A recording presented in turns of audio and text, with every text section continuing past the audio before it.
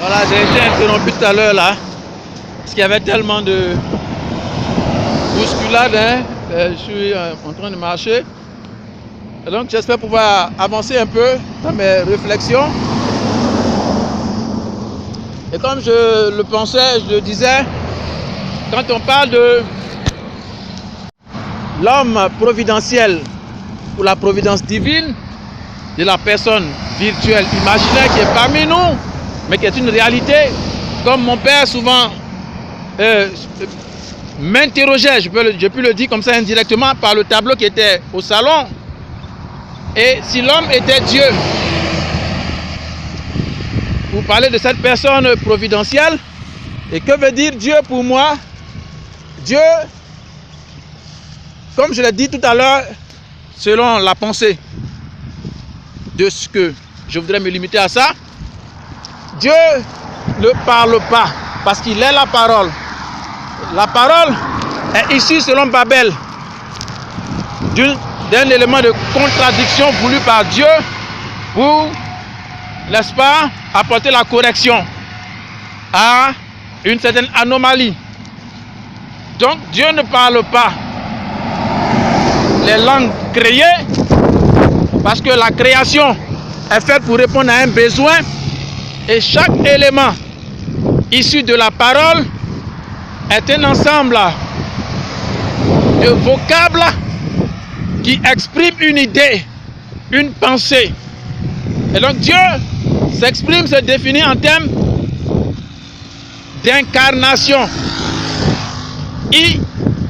Énergie de l'univers, de toutes les forces. Donc la source de vie, celui qui est le générateur, I-E-U, incarné, l'énergie de l'univers, ou l'incarnateur, ou c'est le producteur de vie, ou de la preuve de ce qu'il y a un être suprême, que je définis ainsi, Dieu.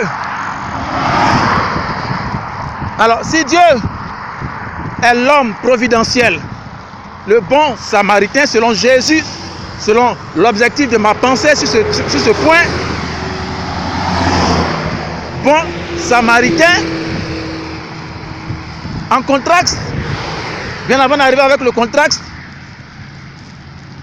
nous avons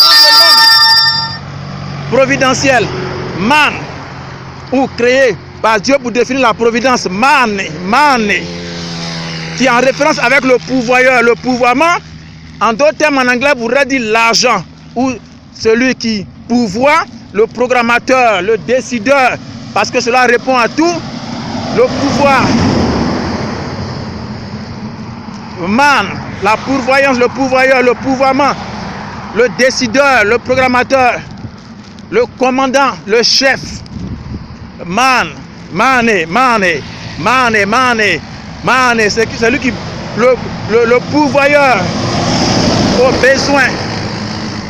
Et donc Jésus regarde le monsieur, l'homme providentiel, l'imam, parmi nous, pour défaire nos conceptions erronées, et dit le bon samaritain, en contraste avec le mauvais samaritain, qui n'est pas le bon, mais le mauvais.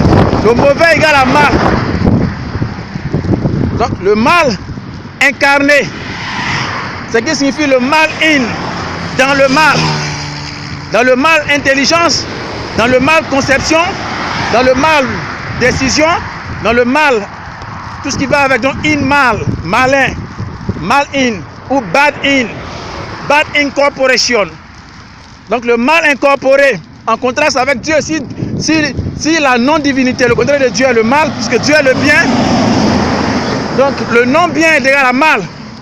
Et si Dieu est l'incarnation du bien, de l'énergie de la vie, du pourvoyeur, de l'imam ou elle, alors le contraste, c'est l'incarnation du mal, mal in, dans le mal dans le corps. Autrement dit, incarné du mal, ce qui serait une réponse à la question de mon père. Et si l'homme était Dieu, et si Dieu incarnait, si Dieu avait un corps, en contraste avec la non-divinité, s'il avait un corps, comment le reconnaîtrait-on? Voici donc l'élément de ma réflexion pour toujours dire qu'alors ma définition de Dieu prend aussi appui sur la conception de Jésus, le bon mané, qui peut donner un accélérateur à ma vie pour que j'ai une auberge. Allez, Dieu bénisse toute la terre et la guérisse avec le bon samaritain et non le mal incorporation. Paix sur toute la terre, et j'aimerais dire essentiellement shalom. Dieu guérisse toute la terre. In the name of Jesus. Allez.